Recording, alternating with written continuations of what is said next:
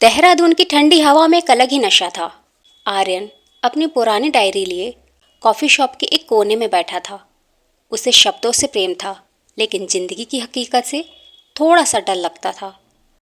वो अक्सर अपने ख्यालों को पन्नों पर उतारता, पर उसकी कहानियों में हमेशा एक कमी महसूस होती थी, जैसे कोई रंग गायब हो। तभी दरवाज़ा खुलता है और सिया अंदर आती है। उसके बिखरे बाल, कंधे पर एक बड़ा सा कैनवास और आंखों में एक ऐसी चमक थी जो आर्यन ने पहले कभी नहीं देखी थी। सिया आर्यन की बगल वाली कुर्सी में आकर बैठ गई। दोनों अजनबी थे, लेकिन उस दिन की खामोशी में एक अजीब सा संगीत था।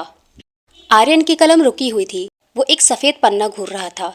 सिया, जिसका ध्यान चाय पीते पीते ही अचानक आर्यन पर गया, तो वो उसे ध्यान से देखने लगी। कुछ देर ऐसे ही देखते रहने के बाद सिया आर्यन के पास जाकर धीरे से बोलती है, अगर शब्द नहीं मिल रहे हैं तो जज्बातों को महसूस करके देखो, हर पन्ना भर जाएगा। आर्यन चौंक गया। उसने कुछ देर चुप रहने के बाद सिया को मुस्कुराकर जवाब दिया, शायद मुझे जज्बातों की भाषा सीखनी होगी। सिया आर्यन को हल्की मुस्कान देकर वहां से चली गई। आर्यन ने सिया को जाते हुए देखकर अपनी डायरी में लिखा, आज मेरी अधूरी कहानी को एक चेहरा मिल गया। वहीं से शुरुआत हुई एक ऐसे सफ़र की जिसमें कोई मंजिल तय नहीं थी। वे हर शाम उसी कॉफ़ी शॉप में मिलने लगे। आर्यन ने जाना कि सिया एक आर्टिस्ट है जो रंगों से ज़्यादा खामोशी को समझती है। उनकी बातों घंटों चलती, कभी पुराने गानों पर तो कभी बारिश की बूंदों पर। वक्त बीतता गया। देहरादून की सर्दी अब दोस्ती की गर्माहट में बदल चुकी थी। दिन हफ्तों में और हफ्ते महीनों में बदल गए।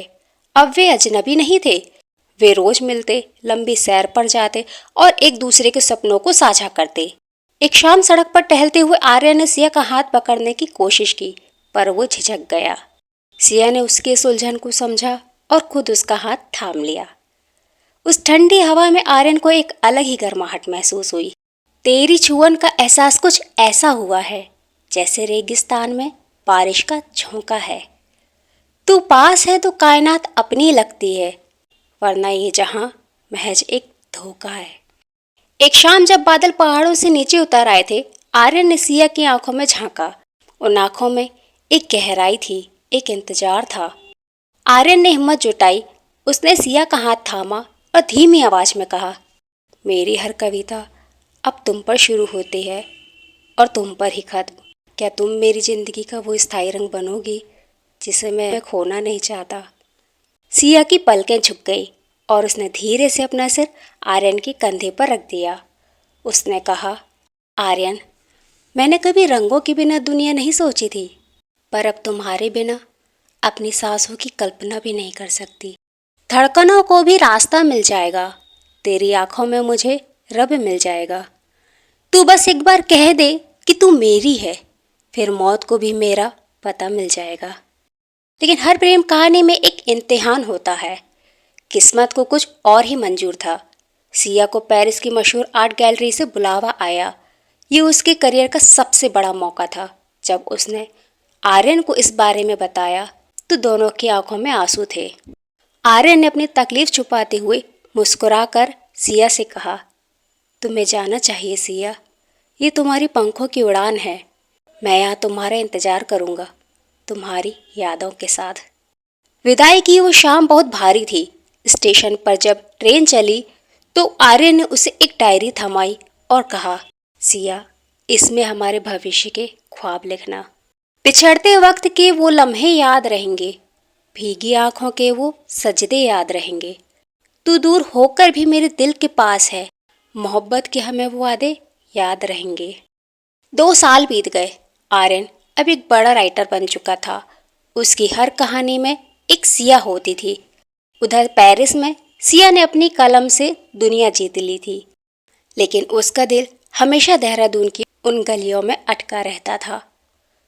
वे फ़ोन पर बातें करते, वीडियो कॉल करते, पर छूने का वो एहसास, वो पास बैठने का सुकून गायब था। कई बार गलतफहमियां भी हुई, दूरियों ने डराया भी, पर उनका प्यार अटूट था। एक दिन आर्यन की नई किताब का लॉन्च इवेंट था। भीड़ में एक लड़की खड़ी थी जिसने अपना चेहरा स्कार्फ से ढका हुआ था। रिपोर्टर्स ने पूछा, आर्यन जी, आपकी हर कहानी अधूरी क्यों होती है?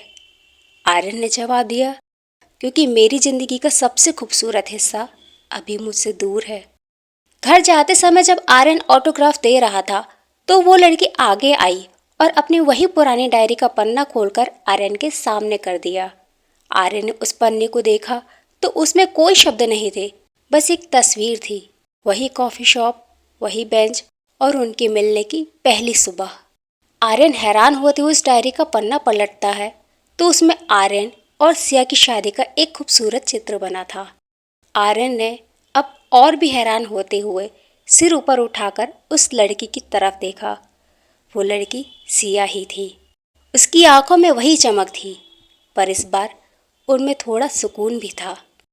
आर्यन ने खुशी से उतावले होकर सिया के चेहरे से स्कार्फ हटाया तो सिया हल्की मुस्कान और आंखों में नमी लिए आर्यन से बोली, मैं वापस आ गई आर्यन, तुम्हारे पन्नों को रंगने के लिए। आर्यन ने महसूस किया कि उसकी कहानी अब सच में पूरी हो गई है। मुद्दतों बाद उसने छेड़ा जो मेरा हाथ, लगा कि जैसे फिर से जवा हो गए जज्बात। अब ना कोई शिकवा है और ना ही कोई दूरी है, मुकम्मल हो गई आज हमारी हर अधूरी बात।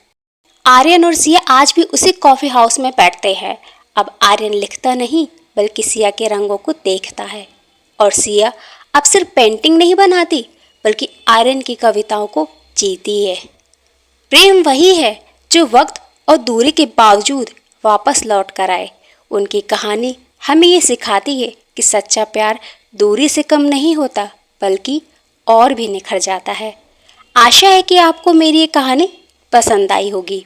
अगर आप लोगों को मेरी कहानी अच्छी लगी हो तो इसे लाइक और कमेंट ज़रूर करें। साथ ही इसे शेयर करें और चैनल को सब्सक्राइब करें ताकि मैं आगे भी आपको इसी तरह की और कहानियाँ देती रहूँ। धन्यवाद।